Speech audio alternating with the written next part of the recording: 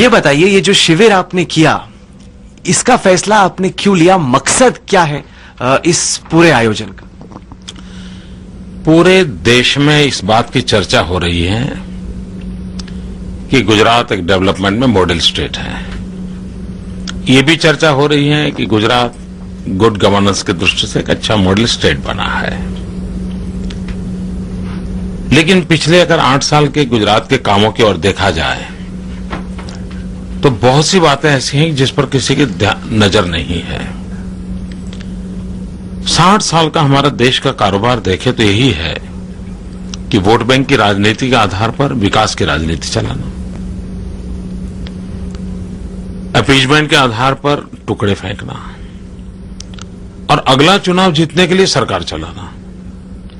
हमने ये सारी चीजों से गुजरात को बाहर निकाला है और एक सस्टेन डेवलपमेंट को, और उसलिए हमने मंत्र दिया है सबका साथ सबका विकास, और हम सफल हुए हैं। तो मैं दुनिया को बताना चाहता हूं कि वोट बैंक और अपीजमेंट के माध्यम से हमने 60 साल में किसी का भला नहीं किया है।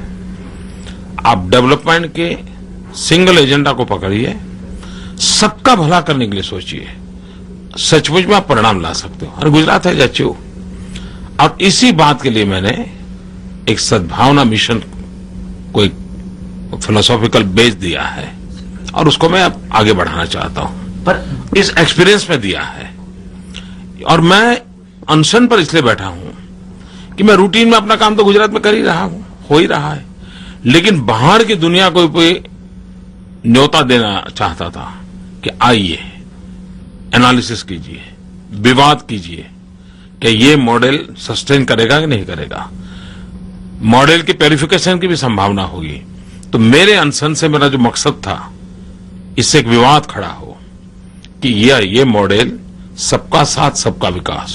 पर ये काम तो नरेंद्र भाई आप बहुत साल से गुजरात में कर रहे हैं। सवाल टाइमिंग को लेके पूछे जा रहे हैं कि नरेंद्र भाई ने ये ना जन्मदिन आप मनाते हैं, आपने कहा, तो ये मौका आपने चुना, सारे बीजेपी के वरिष्ठ नेता यहां पे आए, देश का मीडिया यहां पे है, पूरे देश में नरेंद्र मोदी की चर्चा हो रही है। टाइमिंग ये मौका क्यों? टाइमिंग यही तो सबसे बड़ी कमाल होती है जी, यही तो हमारी विशेषता है। और मुझे अपना टाइम चुनना चाहिए। प्रॉपर टाइम कब होता है उसी के लिए मैं माहिर माना जाता हूं। उसके अर्थ लोगों ने लगाने चाहिए, और नथिंग इज रॉन्ग अगर कोई अर्थ लगाते हैं तो। अर्थ लगाते हैं तो कुछ गलत नहीं है। Nothing is wrong. बदल रहा है मोदी का चेहरा। पहले मोदी अलग था, कुर्ता पजामा पहनता था। अब मैं देख रहा था सुबह तस्वीरें चल रही थी, सूट टाई में मोदी। हिंदी में बात की, आज आपने गुजराती में बात नहीं की। क्या ये मोदी अहमदाबाद में बैठ के देश भर के लोगों से अपनी बात पुकार? मैं चाहता हूं कि मेरे इस अनशन के माध्यम से सबका साथ सबका विकास ये पूरे देश में लोगों में चर्चा में मैं लाना चाहता हूं। अगर मुझे लाना है तो मेरे लिए हिंदी में बोलना जरूरी था, और इसलिए मैं जानबूझ करके हिंदी में बोला हूं। राष्ट्रीय नेताओं को आने के लिए हमने निमंत्रण दिया, उसका कारण भी यही है कि हम चाहते थे कि देश का इस विषय पे ध्यान जाए कि सबका साथ सबका विषय से पुरानी चीजों ने देश को बर्बाद किया है, बाहर आना चाहिए, इसलिए हमने किया है। मतलब नरेंद्र मोदी अब अहमदाबाद के अलावा देश पर भी नजर रख रहा है, ये बात मल्की साफ होगी। क्योंकि आडवाणी जी ने कहा, यशवंत सिन्हा से हमारी बात हुई, उन्होंने कहा कि बहुत प्रबल बेहतर दावेदार साबित होंगे नरेंद्र मोदी प्रधानमंत्री के। तो क्या ये माना जाए कि नरेंद्र मोदी इस शिविर से दावेदारी ठोक रहे हैं कि अगला प्रधानमंत्री बीजेपी की तरफ से नरेंद्र मोदी को भी देखा जाए? जब मैं वंदे मातरम का गान करता हूं ना, तो मेरे सामने पूरा हिंदुस्तानी होता है, और स्कूल में पढ़ता था तब से होता है। और हिंदुस्तान के हर नागरिक के दिलो दिमाग में हिंदुस्तानी होना चाहिए। उसके लिए कुछ गलत नहीं है, होना ही चाहिए, नहीं है तो बुरा है। नंबर 1, क्योंकि हम सबका काम है हमारी भारत माता महान बने, हमारी भारत माता सुखी हो।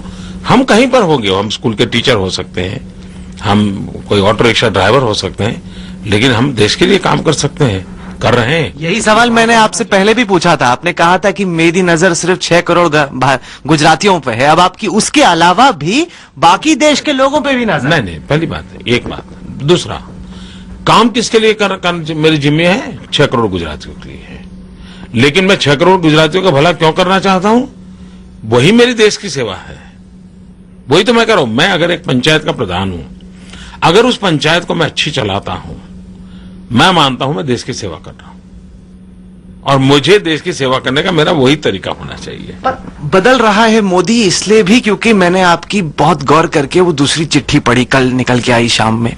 उसमें आपने कहा कि सभी जो जितने भी गुजराती हैं उनका दर्द आपका दर्द है, everybody's pain is my pen.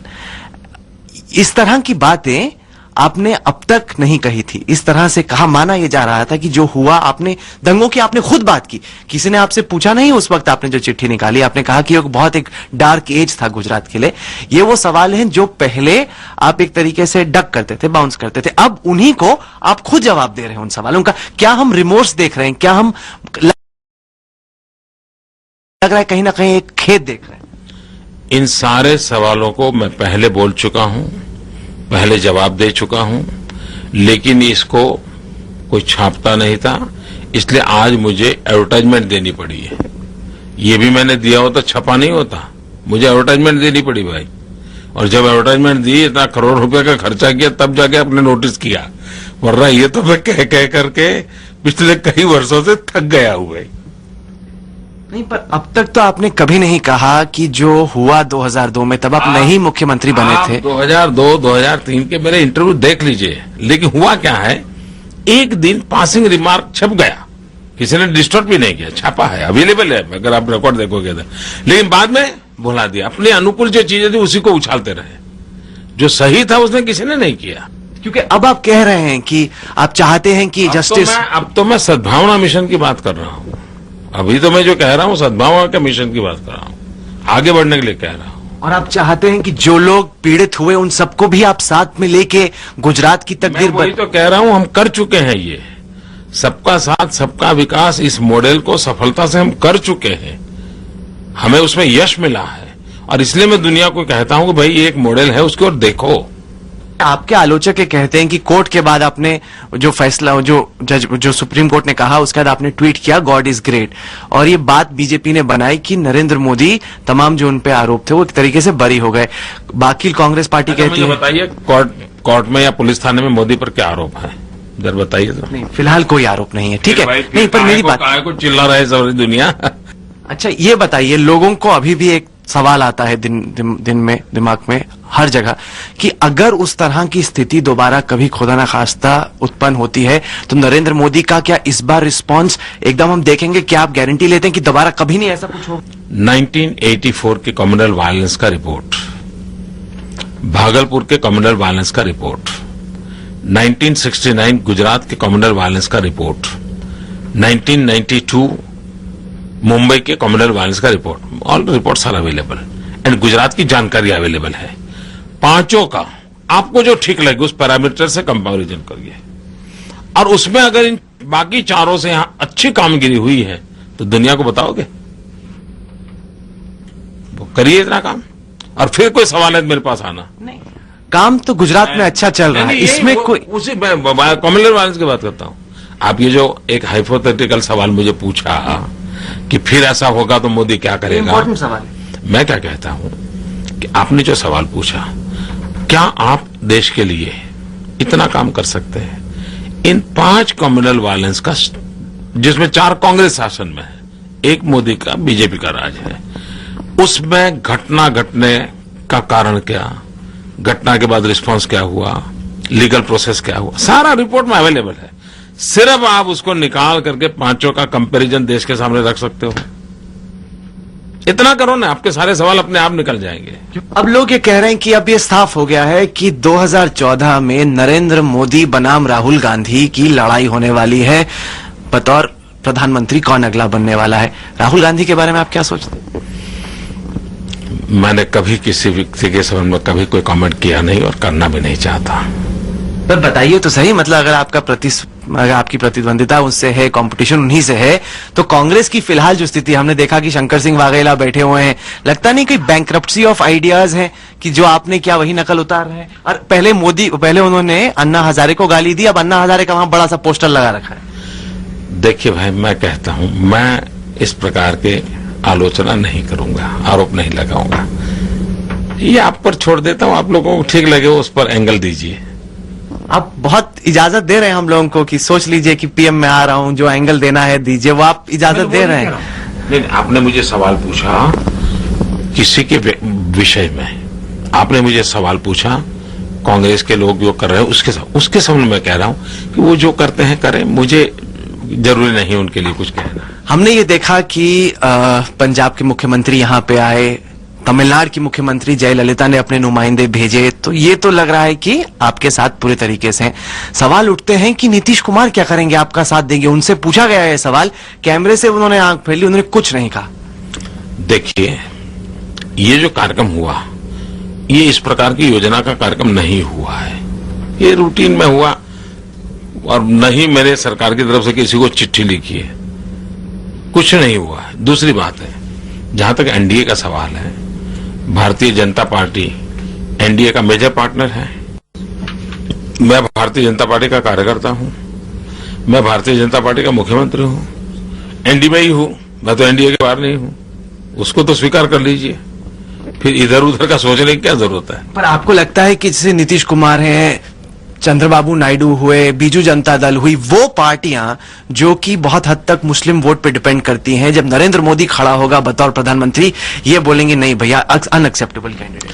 अरे भाई, मेरा वो आप तो ये कहते हो मैं आपके यहां सब्जी लेने आऊं और फिर आप मना करें तो मैं समझ सकता हूं। मैं कहता हूं मैं मेरे गुजरात में काम कर रहा हूं, मैं मेरे गुजरात की भलाई के पीछे पागल की तरह लगा हुआ हूं, मैं मेरे गुजरात का विकास कर रहा हूं और आप उसके ऊपर देखने को तैयार नहीं, आप तो और विषयों पर देख रहे हो, तो मैं क्या करूं भाई? क्या आप स्नैप पोल्स बुलाएंगे गुजरात में? इलेक्शंस जल्दी बुलाएंगे? अच्छा, इसकी कोई घोषणा करता है क्या? ठीक है, चलिए आप मुझे ये बताइए कि अब अमेरिकी भी आपकी तारीफ कर रहे हैं। वो यूएस कांग्रेस की एक रिपोर्ट निकल के आई, पहले तो उन्होंने कहा कि नहीं ये वीजा नहीं देंगे, बड़ा ये दाग है, धब्बा है 2002। अब तो उनकी रिपोर्ट कहती है कि कांग्रेस ने बेड़ा गर्क कर दिया है अपना, एक के बाद एक स्कैम हो रहा है, नरेंद्र मोदी ठीक कैंडिडेट। नहीं, मैं क्या कहूं इसमें? क्या, अरे बताइए आपकी क्या फीलिंग्स है? अमेरिका में आपकी तारीफ हो रही है। देखिए, एक पहली बार नहीं हुई जी, आप विकीलीक्स के रिपोर्ट देखिए, जितने भी, अगर विकीलीक्स को आप बारीकी से देखोगे तो जहां जहां विकीलीक्स के रिपोर्ट में हिंदुस्तान के राजनेताओं का नाम आया है, हर एक का कुछ न कुछ नुकसान हुआ है। मैं अकेला अपवाद हूं कि जिसका उस रिपोर्ट में कोई नुकसान नहीं हुआ है, और कोई 100 से ज्यादा मेरे उस रिपोर्ट में कहीं मेरा उल्लेख है, जो मेरे पास जितना जानकारी पहुंची 100 के करीब, और कहीं पर भी मेरे लिए बुरी खबर उसमें नहीं है, कोई नेगेटिव चीज नहीं है। ये तो पहले से ही आ रहा है। अब यूनाइटेड नेशन ने मेरी ऑफिस को अवार्ड दिया हुआ है द बेस्ट परफॉर्मेंस के लिए। मेरा एक स्वागत कार्यक्रम चलता है, उस स्वागत को भी यूनाइटेड नेशन ने अवार्ड दिया है। अब ये खबरें ऐसी हैं कि जो न्यूज़पेपर में जगह लेती नहीं है, टीवी का इश्यू बनती नहीं है, इसलिए लोगों को मालूम नहीं है। अब ये हमारे यहाँ क्या, विवेकानंद जी हमारे यहाँ थे तब तक किसी को अच्छे नहीं लगते, ये विवेकानंद जी बाया अमेरिका आए तो दुनिया को अच्छे लगने लग गए। तो ये हमारी अच्छी सरकार का भी अगर अमेरिका से आया तो आप लोगों को अच्छा लगने लगा। हम तो अच्छे पहले भी थे भाई। नहीं, पर जो आपके आलोचक हैं, 2-3 में खत्म करने से पहले 2-3 सवाल पूछना चाहूंगा। उन्होंने कहा कि ये 5 स्टार फास्ट है। बताइए, एसी भी है यहाँ पे, अन्ना हजारे धूप में बैठे थे रामलीला मैदान में, वो एक ऑथेंटिक फास्ट माना गया। नरेंद्र मोदी बताइए एसी लगा के, पंखा लगा के बैठे हैं फास्ट पे।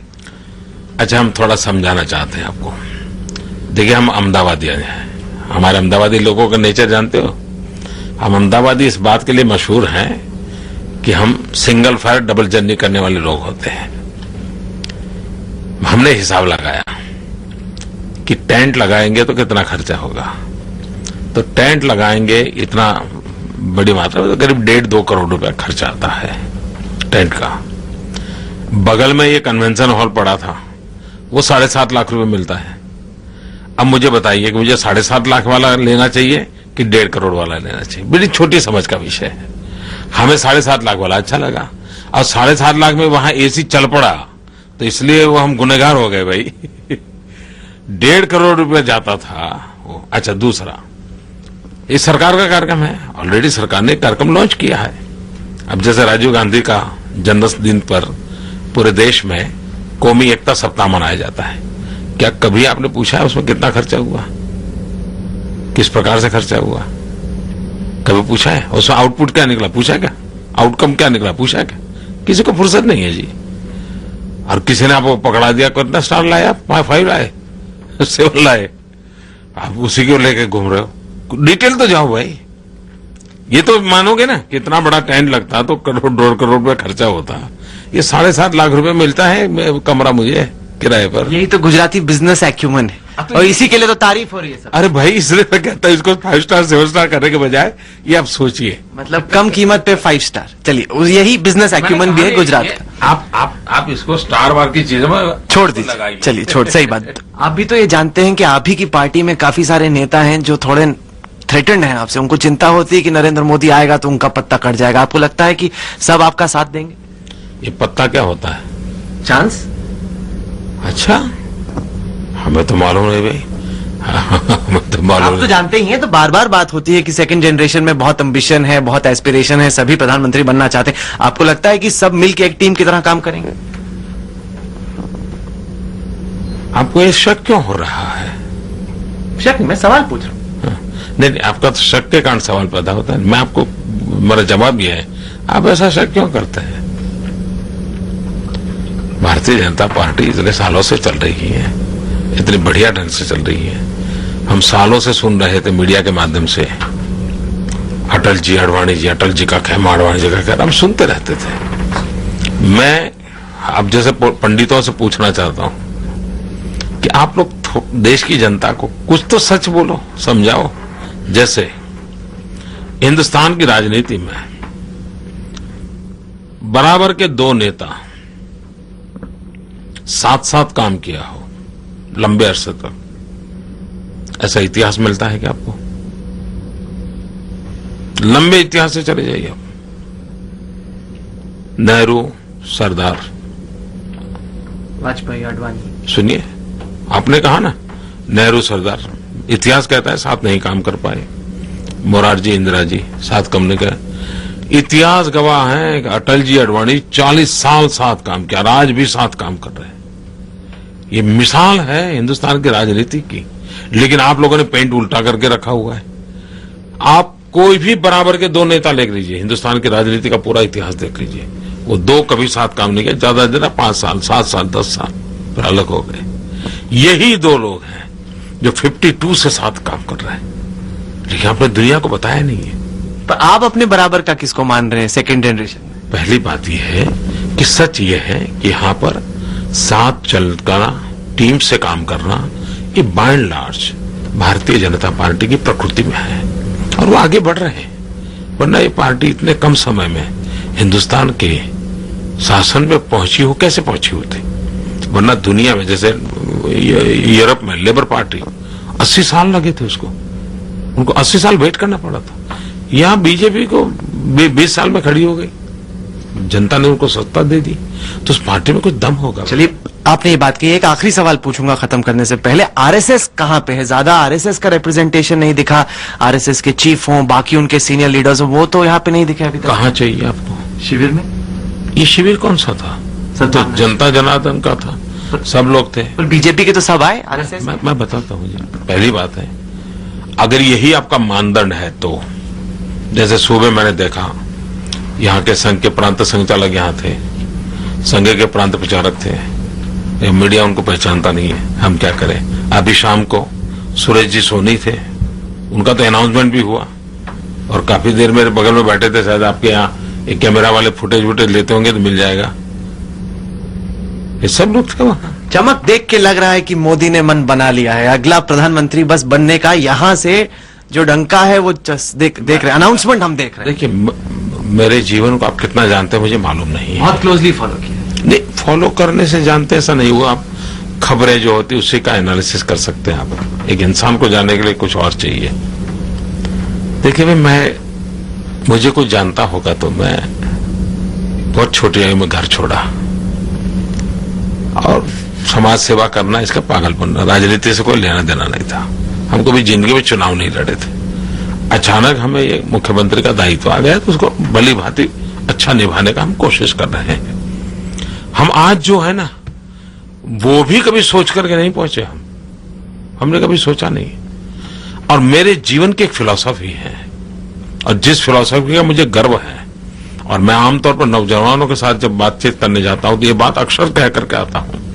मैं सबको कहता हूं, कभी भी कुछ बनने के सपने मत देखो। अगर सपने देखने हैं तो कुछ करने के सपने देखो। करने से संतोष मिलता है जी। नरेंद्र भाई, आपने हमसे बात की, आपने हमें यहाँ पे आमंत्रित किया, इसके लिए आपका बहुत बहुत शुक्रिया। धन्यवाद भैया। Wish you all the best. एक बार फिर से हैप्पी बर्थडे। थैंक यू दोस्त, थैंक यू।